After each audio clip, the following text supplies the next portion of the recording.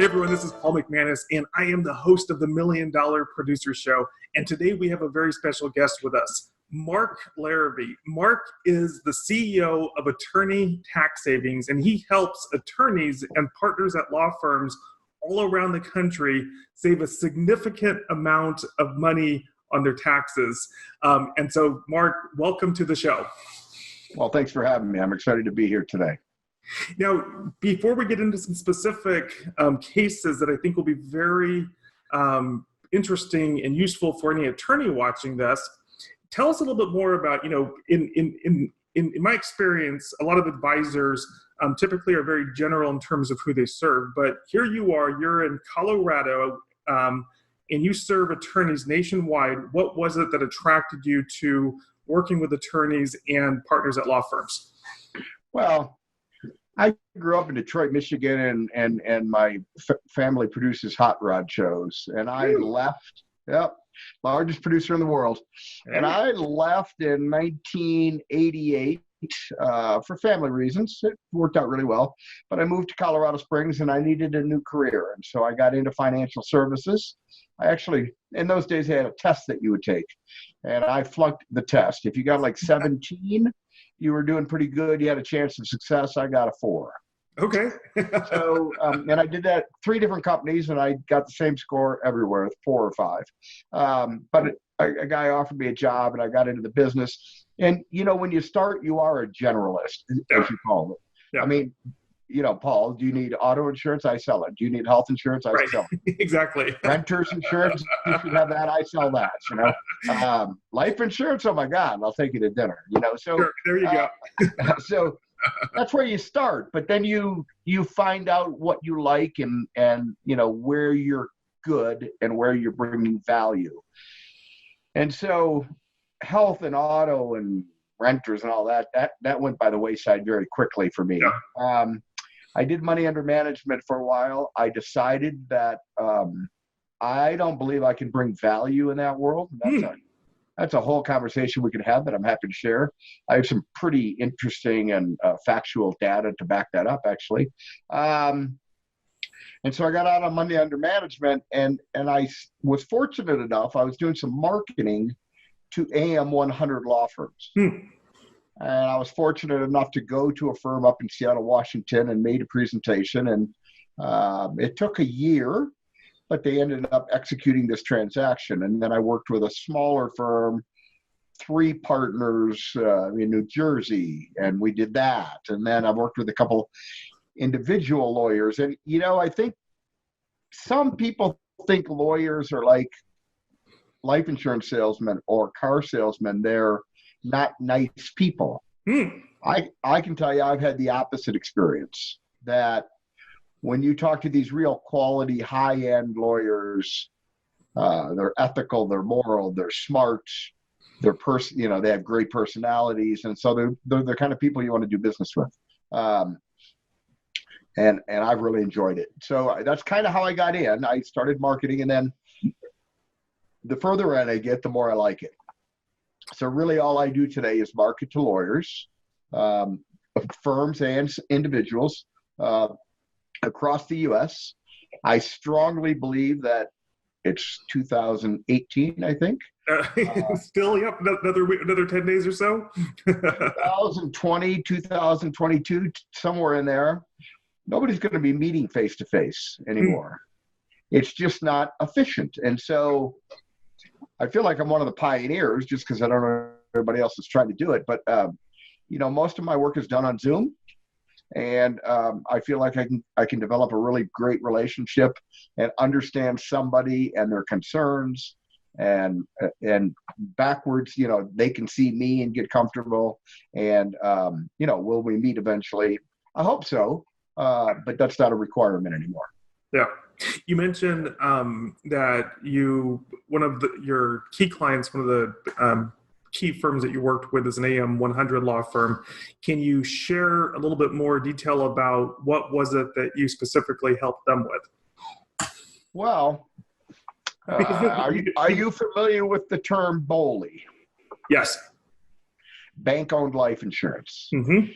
So banks for 30 years now haven't been investing in especially designed life insurance packages. And today, 2018, there's 190 billion in cash value in BOLI. So some of the smartest financial people on this planet are bank managers for the big banks. Wells Fargo's got 42 billion or 30 billion. I can pull those numbers up and be exact, but all the banks are buying BOLI, and they're buying it because they've realized that if it's built correctly, it's an asset class. Yeah. And so now every AM 100 firm is different. So some are partnerships, some are C corps, some have benefits for their partners outside health insurance, some don't. I was joking with the managing partner of this firm a couple months ago, and I said, I'm trying to do another one. And he said, well, how's it going? And I said, well, I figured out what I need. I need a managing partner that's a bit of a dictator with a finance background. And he just started laughing. I can imagine. But it's true. So in their particular fact pattern, it got easier because they do have a obligation to the partner if he dies on the job. So if you were a partner at that firm and you passed away while you were an active partner, they would owe your wife or your heirs some money. And so they were funding that with term insurance. Yeah. And I simply showed them how it would not only cost them any money anymore, but it would turn into the largest asset the firm has. And it has. Very cool. It's taken some time. It's not, I'm not a magician. But you have to realize the markets are very, very efficient. And so anytime you see something that doesn't make sense, it probably doesn't. Yeah. On the other hand, if you think stocks aren't going to perform bonds over the next 30 years, I'm going to tell you, you need to go back to school because that's the way our country is built. Yeah. So there's things you can do. I remember in one of our past conversations, you had said that the firm that they hadn't yet figured out what to do with this new asset that they had. They were still trying to figure out how to use the money or use the asset. Have they figured that out yet? No. Okay. If I understand the AM 100 world correctly, and I think I do, it's all about profits per partner. Yeah. So you've looked at those lists just like I have. Sure. And over on the far right, you can say, this firm's average profits per partner is $300,000, and this firm sitting in Washington D.C. is $600,000, and this firm in L.A. sitting in Los Angeles County, they're at $600,000 or $700,000, and so their goal is to get up profits per partner. So the fact that they now have this large cash asset, they're trying to figure out how to apply it to profits per partner. I mean, there's other things they can do. They can buy their building. Sure. They could buy one of their buildings. They're in, I don't know, 10 states. They could buy one of their buildings today. They got enough money. They could buy another one, 2-3 years down the road, and they could slowly own their buildings as an example. And would that raise profits per partner? I think it would, because you wouldn't be paying rent. Yeah. And you're giving your partners, depending how you structure it, another benefit. So, but in answer to your question, no, they haven't decided what to do with it yet. It's a good problem. Spent a couple hours on it. That's a good problem. In the meantime, it's sitting on the corporate books, growing tax-free. Yeah. Now, as an example, so this transaction and this client of yours that's an AM 100 firm, and you work at the firm level. But I also know that you do work with individual partners, whether it's an AM 100 or a smaller firm. Can you give us a sense of the kinds of opportunities you're seeing to help partners at firms significantly reduce their taxes above and beyond what the firm is doing? Well, that's kind of changed over the years. So, the first thing is simple. I have a software that we built. I say I didn't, but I have access to it. Sure. And we call it the tax trap, and it's relatively simple. What it does is it shows you how much you can expect to have in your pension plan. I should preface this. Mm-hmm. Most lawyers are saving money in pension plans. And it's kind of a pyramid. They start with their IRA, and then they go to their SEP, and then they go to the 401k, and then they go to their defined contribution plan. Those are all forms of that. And then they go up to a defined benefit plan where they can put away $300,000-$400,000 a year on a tax deductible basis for some period of time. And so they're building very large numbers in qualified money. And I don't know what you consider large numbers, but I'm talking $6, $8, $10 million in qualified money. And so in a very quick basis, I can show them how much it's going to be, how much they're going to have to take out in retirement, whether they want to or not, RMD, required minimum distribution, and how much they could take if they wanted to and spend it down to zero, how much the tax is going to be, and how to discount that tax.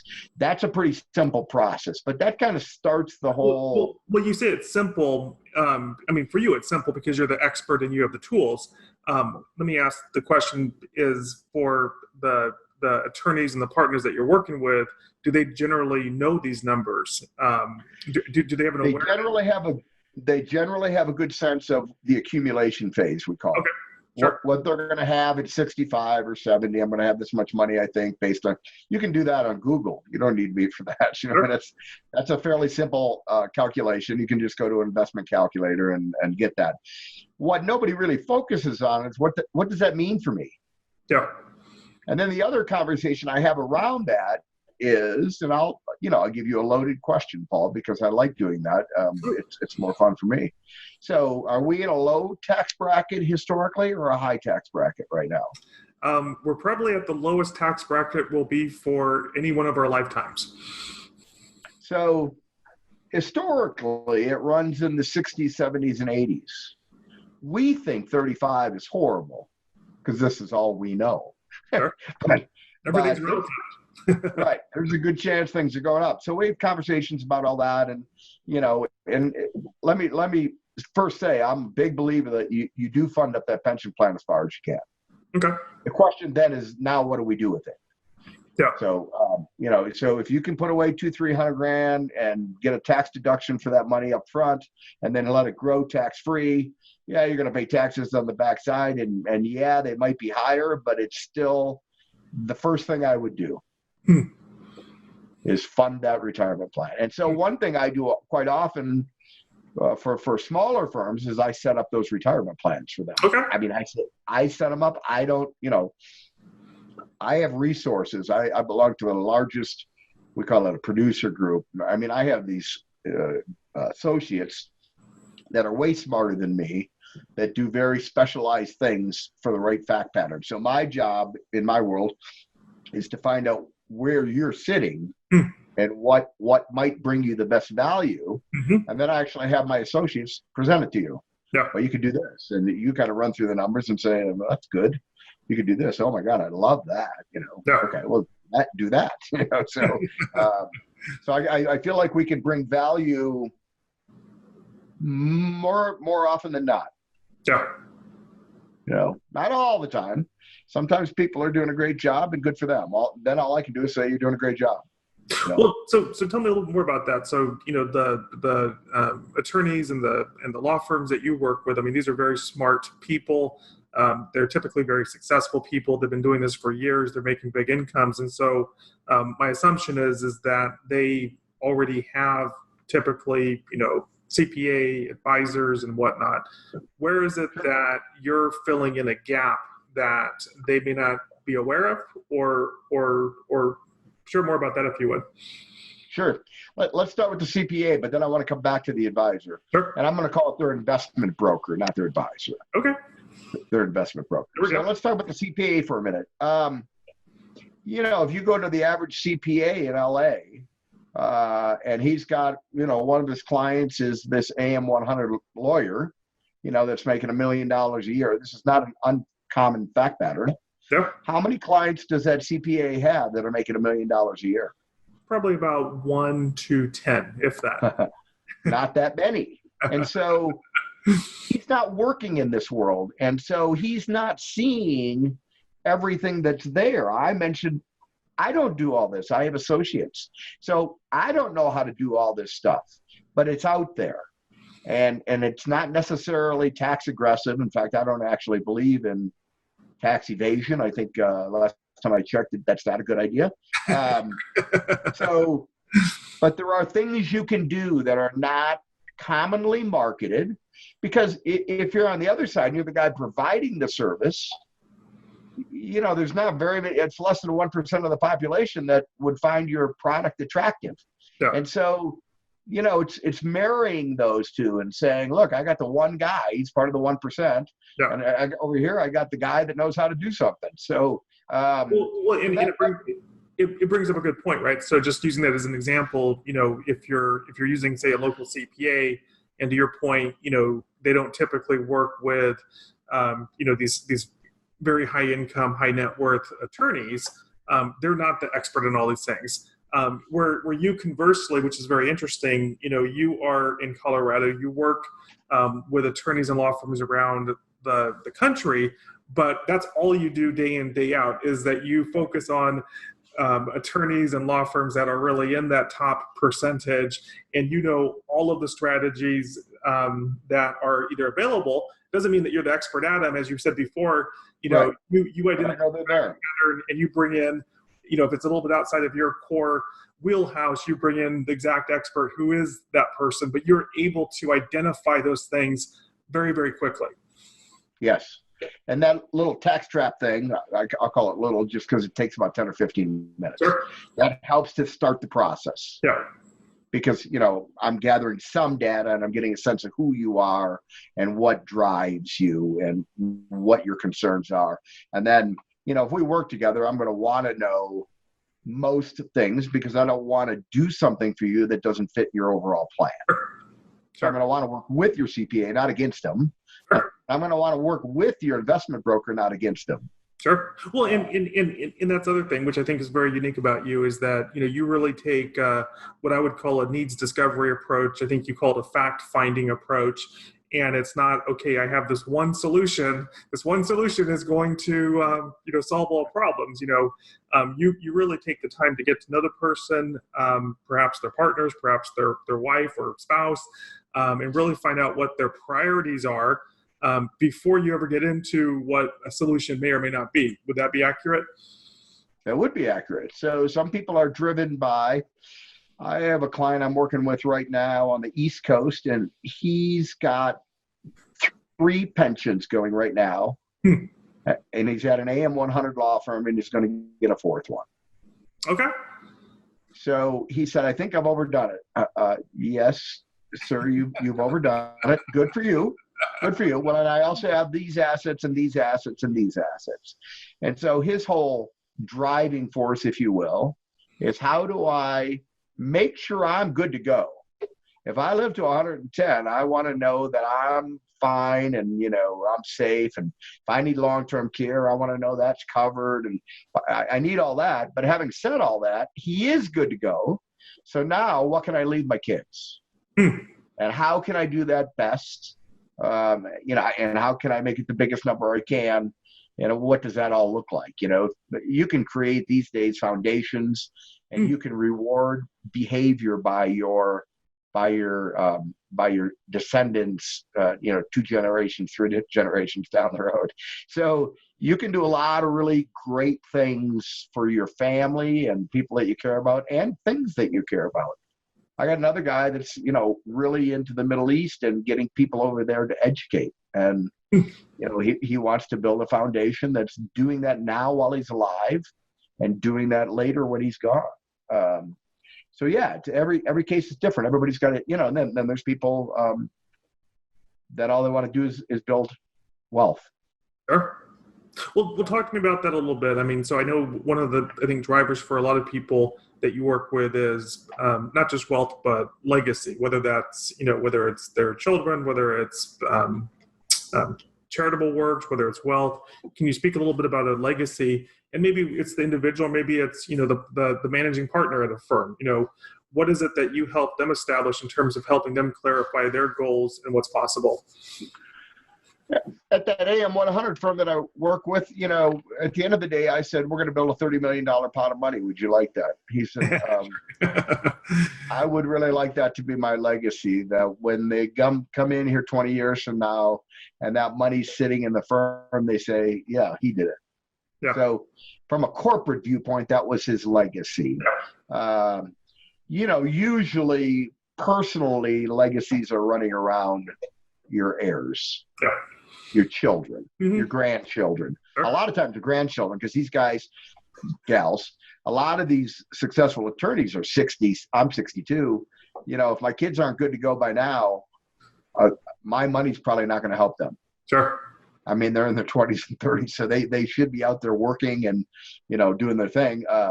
But to be able to help, we're going to come into times of crisis. In fact, I think we're looking at one right now. But yeah, so we're going to come into those. So to have this nest egg over here, this trust account that could, help with challenges is pretty attractive to most people. I think that's amazing. I want to talk about investing for a minute, because you said CPAs and then I said investment broker. Yeah. So I said advisors and then you said investment brokers. How do you distinguish that in your mind? Well, the lawyers I'm talking to are usually making quite a bit of money. And so how do you invest in the stock market? Well, the two most common ways are mutual funds and picking stocks. And what I'm seeing is that most of these wealthy attorneys have a stockbroker. They do not buy mutual funds. And see, now I mentioned to you that I managed, $30 million at one point in my career. I was doing money under management. And this is a true story. I'm managing 30 million. I'm pretty good at it. I'm working it hard. My assistant is 60 years old, and she starts this breakfast investment club with three of her little old lady buddies. And every week they go out for coffee and they pick their stocks. They beat me for 2 years running. And I had to say, why? And so, and the reasons are there, and I can share them. I don't know, I'll show you what I take on that, but the reasons are there. These mutual fund companies, one, there's a lot of ways they can cheat, but even assuming they're not cheating, they have very big limitations. So if they think, this is the next greatest stock on the planet, they can buy like 2% of it as part of their overall portfolio. Whereas Judy, my old assistant, she say, I'm tripling down, man. So, and what I do know today is, you can Google this. What I do know today is that 80% of the mutual funds out there underperform their index in a given year. So let's talk about the S&P 500. The S&P 500, you can go buy the Vanguard fund for 5 basis points. That's what it costs. That's a management fee. Or you can go buy a mutual fund that's got a 1 to 2% disclosed expense ratio. And I say disclosed because it's more, you just don't know it. And 80% of them are going to underperform the index anyway. And then the 20% that do overperform it, the second year they never do. So I'm going to argue that stock pickers are a lot better than mutual funds. And then I'm going to argue that indexed product is better than indexes. And that's a conversation maybe we could have another time. But there's indexed product where you can get the returns of the index without the volatility. And I think that's, for part of your portfolio, that's a great solution. I'm not trying to replace your great stock picker, that's getting 10, 20, 50, 20%. That's great. But you got somebody you're trying to earn 5 to 10 on, or 3 to 7 on, and that's where this stuff really comes into play. Well, so expand upon that. So, we talked about how, one of the challenges with your people's CPAs typically is that they're not specialized in this area. Also the investment person, typically that's the one thing that they do, so that, when you're talking to them, they're always going to be talking about the one solution, how to make it and how to improve upon that. What I think is so unique about you and the work that you do, tell us a little bit more about how is it. you're almost like the quarterback, right? You're almost like the quarterback that these top attorneys and law firms need to really identify the opportunities, and then you bring the resources to the table specific to them, how it makes sense, if it makes sense. Can you expand upon that at all?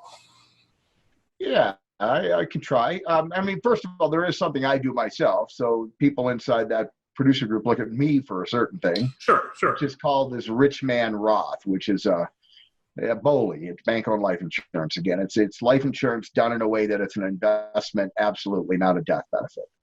I'm very good at that. I don't mind saying. But I have an associate that knows how to he does two things at once. He'll take some of your pension money and turn it into a tax-free account. So it was going to be taxable in the pension, and he turns it into a tax-free account. And at the same time, he takes another asset of yours, let's say your house or part of your broke, and he turns that into a Roth IRA. And when he does all those things, if you project it out 10 or 20 years, I don't care how you try to break it, you can't break the tax leverage. So, you can say, well, what if it's 6? What if it's 4? What if this is 7?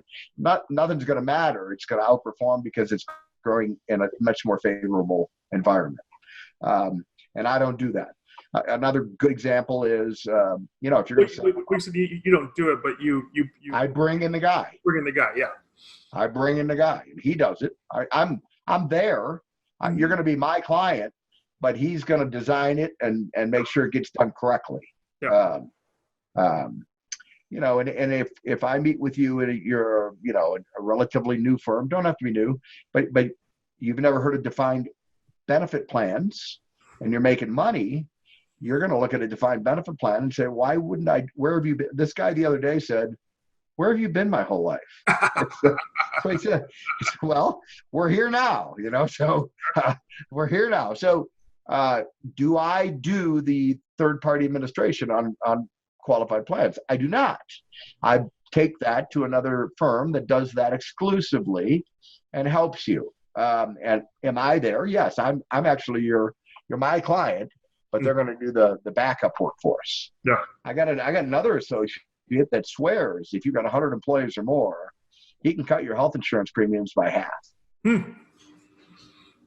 And I looked at all of his stuff, and he's not lying. It's true. He's got an article from Forbes. You can't always trust Forbes, right? But he's got an article from Forbes that predicts that in the next 5 years, 40% of that 100-employee marketplace will be doing this instead of what they're doing today. 40%. Costco's doing it right now. Very cool. Which I think Costco's clearly a well-run company. I buy there. So. Are there any other specific fact patterns or cases that would be important to share? I don't know if it's about maybe transitioning or any others that come to mind that are relevant for the purposes of this discussion. I think honestly, I would say something to the effect of, if you're making $500,000 plus, let's talk. If I can help you, I'll tell you I can, and I'll show you how. If I can't, I'll tell you I can't, and I'll tell you when we should talk again. But, it's all about, well, that's not exactly true. If you're making $500,000 and you're spending $600 on lifestyle, I can't help you. Okay. So, but if you've got, I think we have a performance coach that we then. Right. That's right. We do have somebody that can help them. That's a good point. We got to change your lifestyle habits. But I think it's really that. I think it's if you're, and these guys, these people are making good money. They're successful in their careers. They've worked hard. And so they're making good money. And my whole thing is, how can we best help you to make sure you don't waste it? Yeah. And not end up where you could have been. Yeah. Tell us a little bit more about, going back to, you mentioned it before, that you think that what you're doing currently is the future in terms of working remotely with these clients. Tell us about what your experience with that's been, and why is it the future to you? Why does it work for you? Well, I've been marketing to the legal community for about 9 years now. And for the first 6 or 7, I flew to New York or DC or Seattle or wherever, and I traveled, you'd have to ask my ex, but I'm going to say 150 days a year. I think if we asked her, it'd be like 250. It was a lot. I traveled a lot, and I enjoy travel, but not too often, but I'm going to say a third of the time I would get to New York and they say something came up, can't be there. And they're not doing it, for the wrong reasons. Something came up, and they live in a very crisis-oriented world. Yeah. I just got this case, and I got to prepare. I got to go in front of the judge next Tuesday. Well, yeah. I just got bumped, rightfully so. Yeah. So that still happens to me all the time now.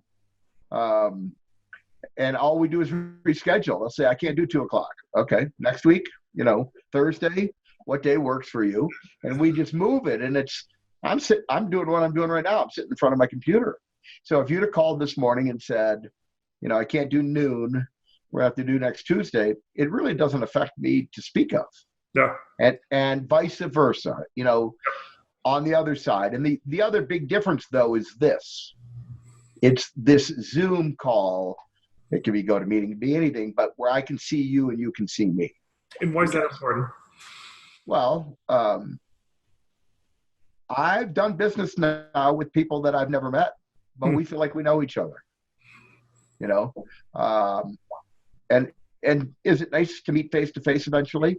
Sure, but we read faces for a living, all of us, and so I think that you can either get trust, and you can do it just as well on Zoom. And I'm actually more effective, I feel today, doing this than I am walking in with a laptop.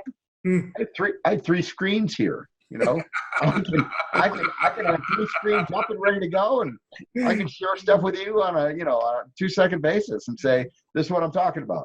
Whereas if I'm in your office with a laptop, I got to close that folder, I got to find that folder, and maybe I'm good at it, maybe I'm not. I'm not. So it's much more effective, I think, and a better use of time. I think also time is money. Time is money. Sure. And as you said, it's for everybody. You as well as the people that you're dealing with. And especially if you're dealing with attorneys that are, in that 500,000 plus income bracket, time's extremely valuable for both of you. Yes. I think one more area there is that, especially as you bring in specific specialists or experts that may be appropriate to the fact pattern that you're describing, imagine that, on Zoom, you have, someone like Joel out in Los Angeles, you have you in Colorado, you have your client or prospect, in Bethesda. Yeah, exactly. None of you had to travel, but it just gives you more ability to really offer the top-notch solutions to the people that you're working with. And service, go down the road. Now when you want to do your annual review, we don't book an hour-long meeting in your office. We get on the internet for 20 minutes, and if we need a little more time, we schedule another 20 or whatever. I mean, everything's just more efficient. And I'm saying because of video capabilities, which better than me how long they've been around, but people are really starting to use them now, I think. And because of that, without that, I think it's a phone call, and I'm just not sure you're going to get there. Yeah, no, I think the phone. Yeah. I was just talking to someone yesterday who I turned on to Zoom, and I hadn't spoken to her for a few weeks, and of course now I train everyone to get on Zoom, and she's like, yeah, it's hard to go back to the phone now. It's just so hard because once you get used to this, this is, I think, as you said, in some ways better than meeting in person for the reasons that you described. And it's just more efficient, it's more effective. I mean, is there any downside maybe? Is there any downside that you've seen in terms of this approach that you're using? I haven't seen downside. I will tell you, I have 6 kids. My oldest son moved back to Michigan. I'm in Colorado. I came from Detroit. He moved back to Michigan to learn how to install hardwood floors. I see him more now than I did when he lived here because we do Zoom calls. In the old days, he used to say, "I'm going to come by at 5 o'clock," and he never showed up. And, sorry, Dad, I got tied up. He's 24. I get it. Nowadays, we do a Zoom call. Sunday at 2 o'clock. Let's do a Zoom call, and he's there. And so that's another good analogy of the difference. What's the downside? I don't see one. I guess I'll think about that. If I come up with something, I'll call you. But well, I'll tell you what the downside is, because I've been doing this for, I don't know, 4 years or more. I used to have a completely local business. It was all about local, small community. In the past 4 years, I've been doing this remotely online. And here's the downside, is that you have to figure out reasons to go outside. It's like, well, right.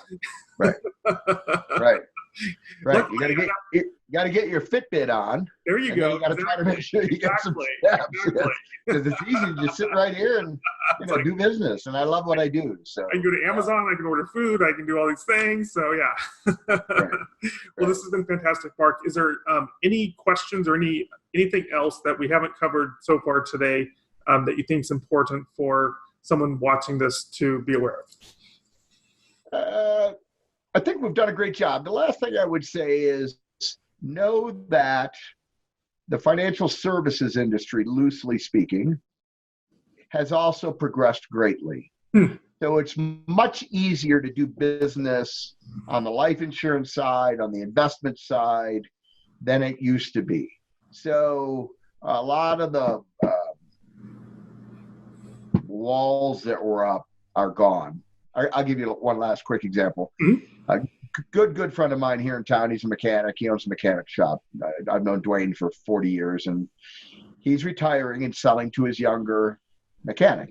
Not a big sale or anything, And so Tom called me. That's the younger mechanic. He called me and he said, "I need some life insurance." And I said, "Okay." He said, "Mark, I'm in perfect health." He's like 44. "I'm in perfect health.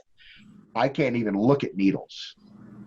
I said, "No problem. Penn Mutual will issue you a policy in an hour. They'll call you. They'll do a phone interview. If you're really in perfect health and your MVR is clean, an hour later, they're going to have an offer on the table and you'll be good to go. They don't need blood anymore." He's like, "Oh, my God." So and we did. An hour later, we had a policy for $250,000 that he could use for his collateral assignment at the bank because he's financing through a small business loan. So you can carry that out through all the other pieces, if you will. That AM 100 firm, they have 500 partners and insured. Nobody's ever taken a physical. That's not true. One guy has after 8 years, and that's because he messed up. So generally speaking, so it's gotten easier. You should know that. I think it's gotten easier to do business and do business effectively and execute as well. So fantastic. Well, Mark, thank you so much for your time today. As our guest on the $1 Million Producer Show, we greatly appreciate it. Thanks. Have a great day. Merry Christmas. Yeah, Merry Christmas to you too. All right, bye for now.